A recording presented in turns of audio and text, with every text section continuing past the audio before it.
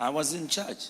Nali mu kanisa. I was anointed. Ng'amafuta ngalina. I was preaching. Nga n'enjiri njibuulira. Miracles were happening. Ebyamagero nga bibaawo. I was struggling financially. Naye nga mu bya ssente enfuba bufubi. Saints. Abatukuvu. I was borrowing money. Nga neewola ssente. Miracles were happening. Naye nga ebyamagero bibaawo. But I was struggling since 1982, 83, okuva 1983 we bought the land, I was not paying it. I gave in the car. I met T.L. Osborne. He had given me a garment. But I was begging people who were not even believers to lend me money to buy a one-way ticket to the US or UK.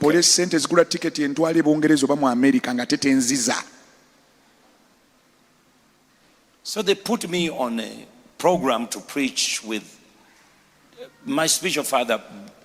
Talked to this pastor to invite me to preach. They knew Benson, idahosa.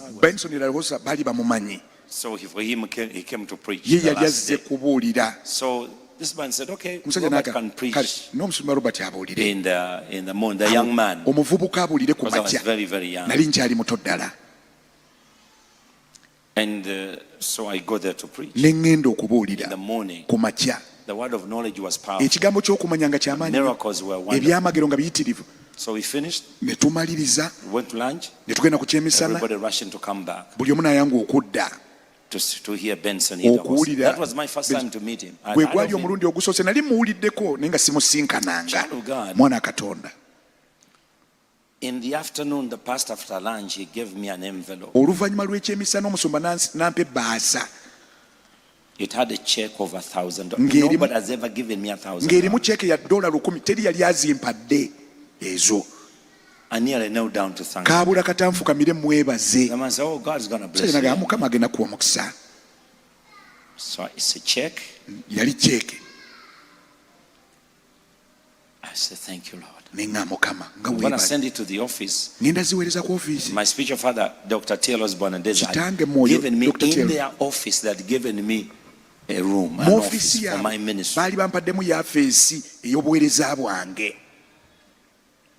And their secretary was my secretary. So I was going to take the check, put it there. They put it in, I get money, I get the $400, pay back the taxes, I mean the ticket that brought me, and maybe remain with the $200 or something like that. I'm struggling to get sound system. And here comes idahosa. Very tall, very loud, Nigerian typical accent.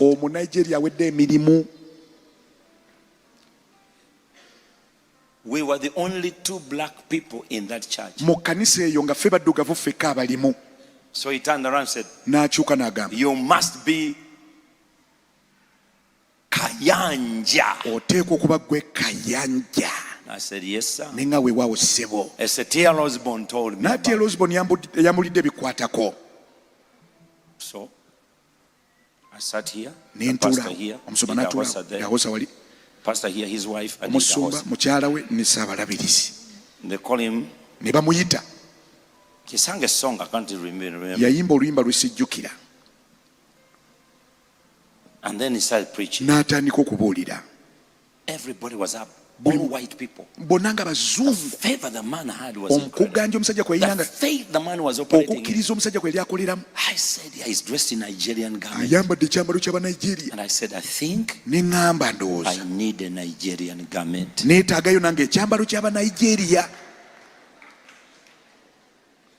Because when you wear that thing, things move. Miracles happen. Then he said, we need to help this church to be finished. Today is the day we are paying it. So everybody in this room. This is 1986. I'm not talking about today. 1986. Everybody is going to give $1,000. I said, okay. Tell these Americans. They have the money. After they give, I will also tell them to give me some. The man said, and we start with Uganda. He wanted to mention my name, but he couldn't remember my name. He said, we start with Uganda. You are the first one. I said, Wanji? Me? Nze? No. Nedda. And the man went on and went on and said, come on, bring $1,000. I said, I don't have it. He said, you have it. On your back pocket. I had put the envelope on my back pocket. And even fastened the button of the pocket, because my livelihood depended on that. I wondered how the man had known that. I told him, you have to give that $1,000. Let me tell you, when I went to Uganda in 1979, after Idi Amin had been kicked out, they invited me. He turned to me, is so and so still there? Mpora was my singer. Is Mpora Mutoro boy is still there? I said, I don't know Mpora. He said he was playing a guitar. He said, and they took me to bathroom. These people had no bathroom, they had a toilet. And when I went in, when I came out, all the flies followed me. I got more annoying. I said, you have to go this far because you want my $1,000. The devil is working me now. He's working on me now. Everything is coming up and I feel like I don't have the money. I don't. You are Nigerian, I'm Ugandan. Leave me alone. You know, the moment you realize that you're badly off, when you start to eliminate yourself from the mirror, talking about how you look, we are in church talking about God. Where did Nigeria and Uganda come about? See what the devil does to you. That's how it starts. You start saying, those are rich, me I'm poor. You see them? That one has connection, me I don't have. So and so, you start right there. I started eliminating myself. Then a lady came to bail me out. She brought $800, 850 and some change. Archbishop, I have something to say. Archbishop, He turned to the woman. He said, what? He said, it seems that he doesn't have the money. I have $850. If someone has more, can add on? Idahosa, bring it. Idahosa said, there were even some coins. He hit the money in the face of the white woman. You should never do this. You people came to Africa. You enslaved us. Even when God is delivering us, here you come, trying to bail us out. That's why you give us used tea bags. The woman started to shake and tremble. I said, this man now is out. It's only two black men. The white people are going to die. And they said these black men killed the white people. I wanted to take off. And he turned to me. Bring that $1,000. I stopped speaking English. I started arguing in Uganda. Let me tell you, whenever you're in the spirit and you start speaking, just know the devil doesn't want to let you go. It's hard for blacks to quarrel in English. In a foreign land, when you're angry, when you say, you will see me. You don't know the next one. So you get back in your native language, or in Unyankole, and you bring $10,000. No, it's not me. When they hold on to you, then you start speaking Swahili. Then you start speaking Lunyankole, arguing. The man turned and said, even if you quarrel in your language. And I was speaking quietly here. Another white lady lifted up her finger. I want to go to the bathroom. Idahosa, sit down. Lock the door. That's when I said, you know, I said, let me pull out the 1,000 so that people won't die here. I pulled it out. I signed it and gave it to him. But in my heart I knew after the service we were going to attend a certain party for dinner. I said I will ask him for my money. I'll tell him you brought problems. I thought you're going to kill these white people. He said the only reason I gave my money, that's my money to take me back home. I need my $1,000. When I released the 1,000, it was like I released and loosed the white people. They all pulled out checks. Those days were days of checks. They pulled out checkbooks and all of them were dropping money on them. I had never seen money. The entire pulpit was green with dollars. Idahosa jumped. He came where I was because I was standing, shouting and clapping. The man laid his hand on me. You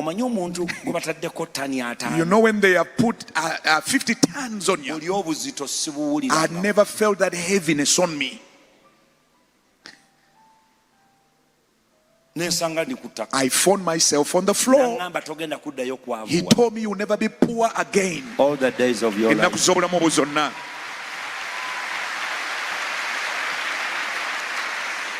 So, okay. We finished, went on the backside Archbishop to meet the Archbishop. In the overflow, little did I know, Chinana Mokaga, Nigerians started streaming in after dinner. They were crawling. Papa, you came in Lagos. You had a meeting 2 years ago. I had no money. I gave all I had. And I got a scholarship. I'm now working for NASA. Here's my seed. I didn't know what a seed was. Young man pulled out $10,000, gave it to Idahosa, and another 5,000, another 1,000. The line was from here up to the gate. Nigerians, Ghanaians. He opened the briefcase and it was filled. He had another briefcase. It was also filled with money. I said, Then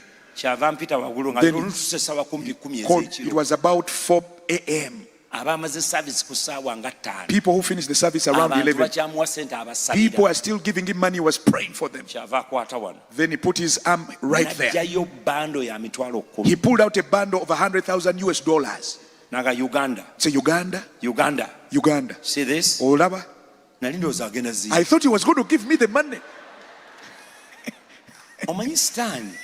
You know the devil.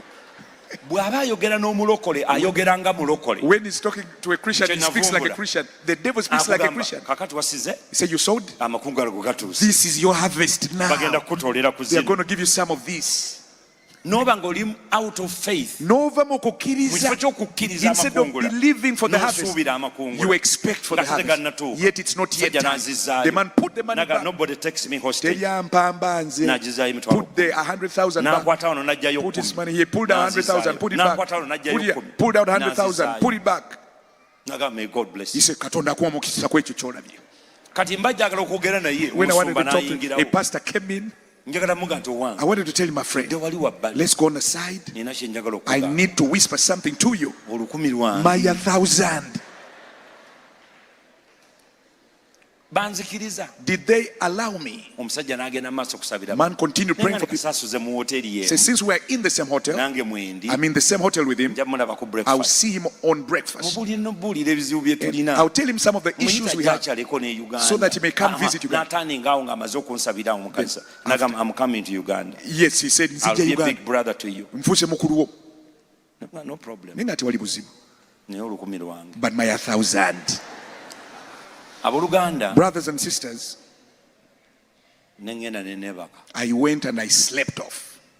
I woke up at 6 a.m. A person who, if you're a creditor, you can sleep. I arranged the words I needed to tell him. Bishop, the 1,000 was for my ticket. I also need speakers. I also need this. We are constructing the church. We bought land, this and that. You start talking to yourself like a madman. At 7 I went for breakfast. I ate breakfast. I waited for the Archbishop. He didn't show up. 8 a.m. A pastor came to check us out. He said, I asked him, are you a Sabarabidis? He said, the moment you saw him, after praying for fellow Nigerians, he's on his way to Nigeria. In my heart, I said, this man backslid long time ago. God left him. He gave my money to the white people, and he received his money. Left me here, I don't even have money back home. I wondered if I can talk to the pastor. I didn't have a single man. I didn't know my next stopover. While I was there, Pastor Woodrow Walker from Atlanta. Oh, you are the one I've been waiting. I thought you are also going with Archbishop. When you preached in the morning, I was here with my wife. Our church is so small. We want you to come. We will do everything we can. Satan is so bad. Woodrow Walker is a black man. The white person. You would think it's the white who have the money. If Satan is to destroy you, he causes you to be color conscious and language conscious. You think those have the money. They have your harvest. Then I was discouraged.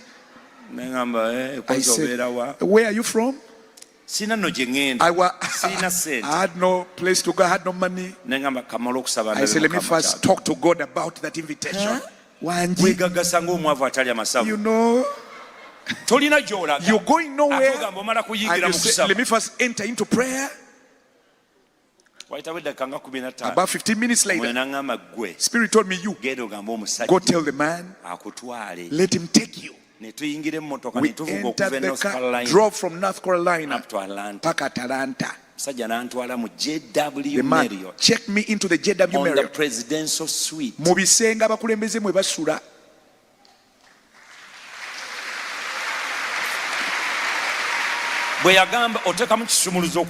You use a key card to enter. Yeah, we want a presidential suite.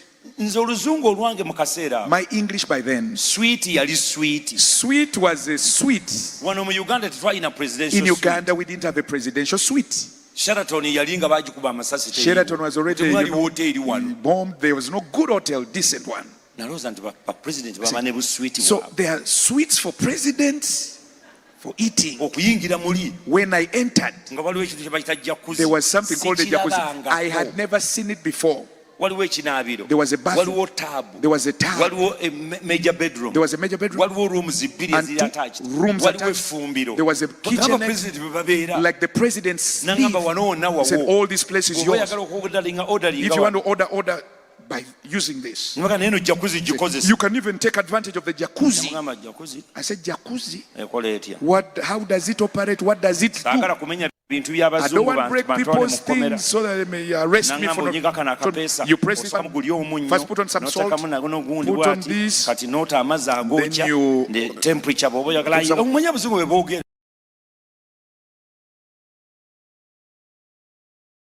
You know how white people talk? The English accent was something else from mine. Well, we come and you And just press this on the button, and then the water comes, and then nemugamba akapapula kakano biwandiika otandikira ku namba ki. Write the instructions down.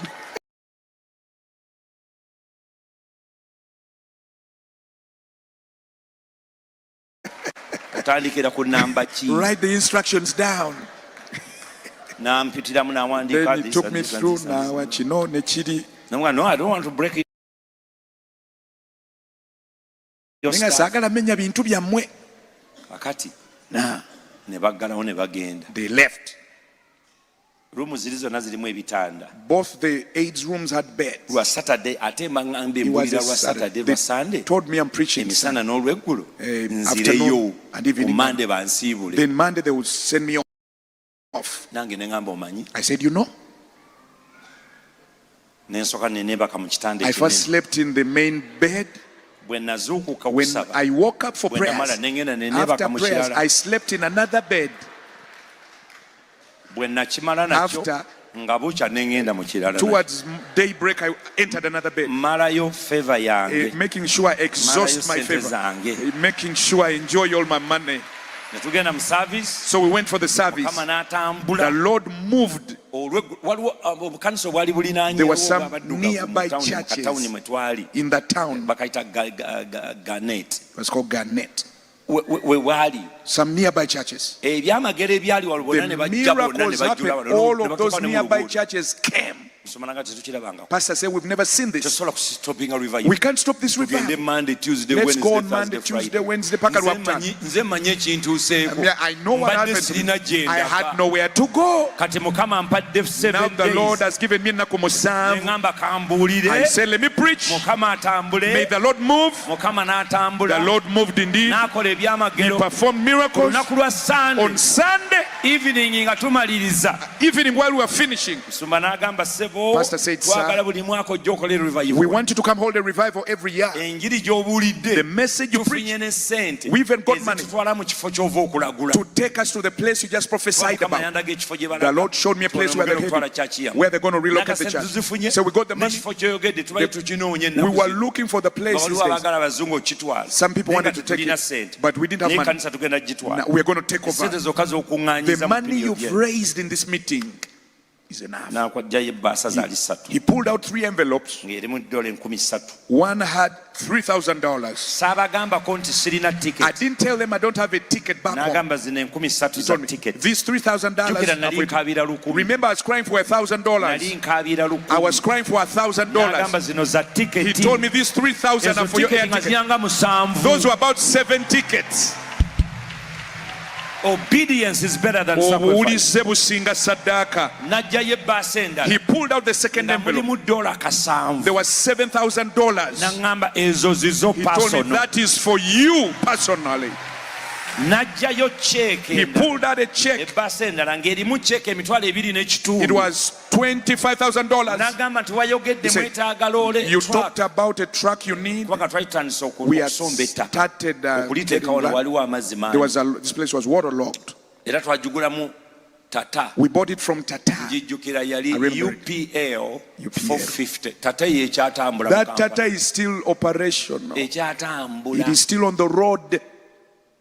Listen, they changed the back bed, but the number plate is still on. UPL 450.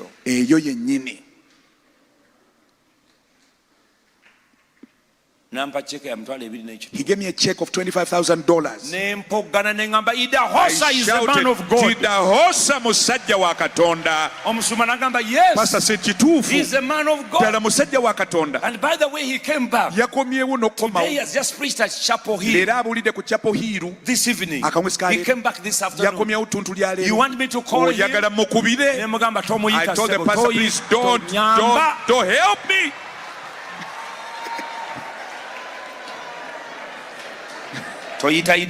Don't make sure you don't call the man. He may tell me, give all your money. From that moment on, more blessing came. God God started performing miracles. That's when I met Pastor Jessica. Sheka Bobre. The blessing God is going to give you is not just money or monetary.